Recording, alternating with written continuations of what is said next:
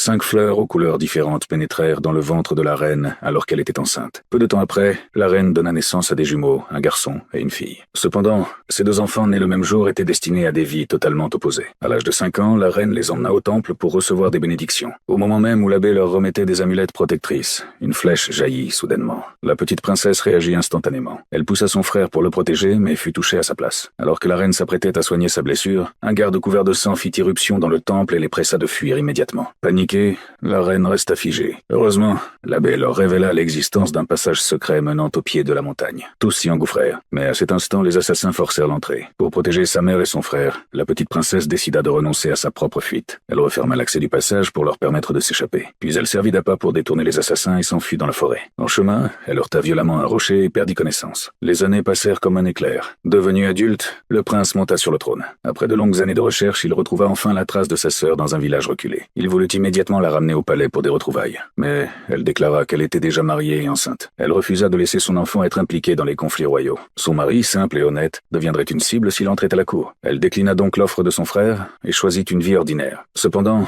l'empereur éprouvait toujours de la culpabilité et soutint secrètement son beau-frère. Quelques années plus tard, l'enfant de la femme grandit. Son mari, autrefois chasseur des montagnes, devint magistrat de district. Grâce au soutien discret de l'empereur, la femme se rendit à la cérémonie de promotion avec son fils et sa belle-mère. Elle apporta en cadeau une boîte d'encre impériale gravée du sceau du dragon. Cependant, la belle-mère la méprisa et se moqua d'elle, la traitant de simple femme de campagne. Bien qu'irritée, la femme se retint pour le bien de son mari. Pendant ce temps, l'empereur apprit la tenue du banquet et y vit une occasion de revoir sa sœur. Mais lorsqu'elle arriva au bureau du district, elle découvrit son mari dans les bras d'une femme manipulatrice. Elle exigea des explications et la vérité la frappa comme un coup de foudre. Le fils voulut défendre sa mère, mais la belle-mère et la femme le menacèrent de le vendre s'il parlait encore. La femme comprit enfin la véritable nature de son mari et demanda immédiatement le divorce. La femme manipulatrice voulut répliquer, mais remarqua la boîte en bois dans ses mains et tenta de la saisir. La boîte tomba et s'ouvrit au sol. À ce moment-là, le père de la femme manipulatrice arriva sur place et reconnut l'encre impériale. Détruire un objet impérial équivalait à un crime passible de mort. Le mari tenta aussitôt de se dédouaner en accusant la jeune femme manipulatrice, lui rejetant toute la responsabilité, tout en la menaçant du regard. La femme observa froidement ce théâtre d'accusations mutuelles. Pour sauver sa fille, le préfet changea soudainement de version et accusa la femme d'avoir falsifié l'encre impériale. Le mari et la jeune femme confirmèrent immédiatement ses propos. Ils firent ensuite apporter des braises ardentes afin de la torturer publiquement pour obtenir des aveux. Dans une situation désespérée, la femme révéla qu'elle était une princesse. Mais la jeune femme ne la crut pas et se moqua d'elle devant l'enfant. Elle approcha un fer rouge de sa main en affirmant que, si elle était princesse, alors elle était l'impératrice. Alors qu'elle s'apprêtait à poursuivre la torture, la femme murmura faiblement « Si vous continuez, vous serez condamné à l'extermination de 9 générations. »